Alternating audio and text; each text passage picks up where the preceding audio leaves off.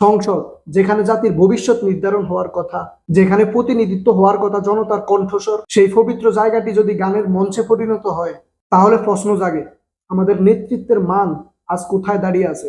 আসসালামু আলাইকুম, hello guys, সকলে কেমন আছেন? আশা করি সবাই ভালো আছেন এবং সুস্থ আছেন। প্রিয় দর্শক, রক্ত এটা কেবল শুধু লাল নয়, এটাই ইতিহাসের সাক্ষ্য। এই রক্তেই লেখা আমাদের স্বাধীনতার গল্প। এই রক্তই 1952-তে বাংলার ভাষা রক্ষায় রাজপথে ঝরেছিল। এই রক্তই 1971-এ এক সাগর রক্তের বিনিময়ে জন্ম দিয়েছিল বাংলাদেশ নামক রাষ্ট্রকে। আর আজ আজ যদি কেউ সেই রক্তকে লাল রং বলে উপহাস করে, তাহলে বুঝে নিতে হবে তারা শুধু ইতিহাস নয়, জাতীয় আত্মমর্যাদাকে অপমান করেছে। যারা আল্লাহর পথের প্রতীক, সত্য ও হকের জন্য নিজেদের জীবন উৎসর্গ করেছেন, তাদেরকে তেতুল হুজুর বলে উপহাস করা কেবল এক ব্যক্তিকে নয়, বরং পুরো ধর্মীয় মূল্যবোধকে তুচ্ছ করে দেখানোর গভীর ষড়যন্ত্র। ধর্মকে যারা কেবল রাজনীতির ব্যঙ্গ বিদ্রুপে ব্যবহার করে, তারা এই জাতির আত্মিক শেকড় কেটে ফেলার অপচেষ্টায় লিপ্ত। সংসদ, যেখানে জাতির ভবিষ্যৎ নির্ধারণ হওয়ার কথা, যেখানে প্রতিনিধিত্ব হওয়ার কথা জনতার কণ্ঠস্বর, সেই পবিত্র জায়গাটি যদি গানের মঞ্চে পরিণত হয়, তাহলে প্রশ্ন জাগে আমাদের নেতৃত্বের মান আজ কোথায় দাঁড়িয়ে আছে। সংসদ যদি নাটকীয় বিনোদনের প্ল্যাটফর্ম হয়, তাহলে সাধারণ মানুষের দুঃখ, কষ্ট, দুর্নীতি, বৈষম্য এইসব নিয়ে আলোচনা হবে কোথায়?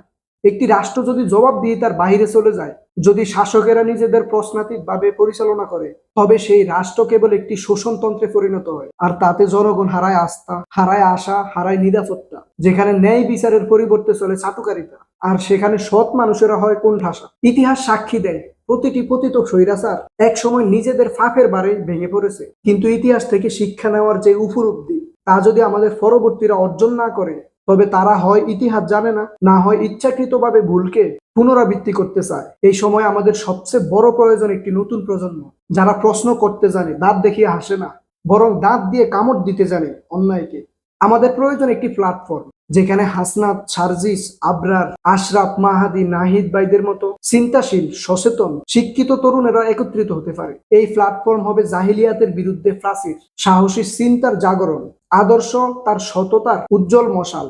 এরা হবে সেই কণ্ঠস্বর যা কেবল ফেসবুকে পোস্ট নয়, রাস্তায়, মঞ্চে, মিডিয়ায়, সমাজের প্রতিটি স্তরে তুলে ধরবে ন্যায়ের কথা, বিশ্বাসের কথা, আলোর কথা। আমরা যদি এখনই সংগঠিত না হই, তাহলে আমাদের ভবিষ্যৎ প্রজন্ম একদিন এই রাষ্ট্রকে চিনবে তামাশার দেশ হিসাবে, যেখানে ইতিহাস বিকৃত হয়, শহীদদের নিয়ে ঠাট্টা হয়, আর ধর্মীয় মূল্যবোধ হয় হাস্যরসের উপাদান। তাই এখনই সময় আত্মপ্রত্যয়ী, দেশপ্রেমিক, চিন্তাশীল তরুণদের এক প্ল্যাটফর্মে এসে দাঁড়ানো।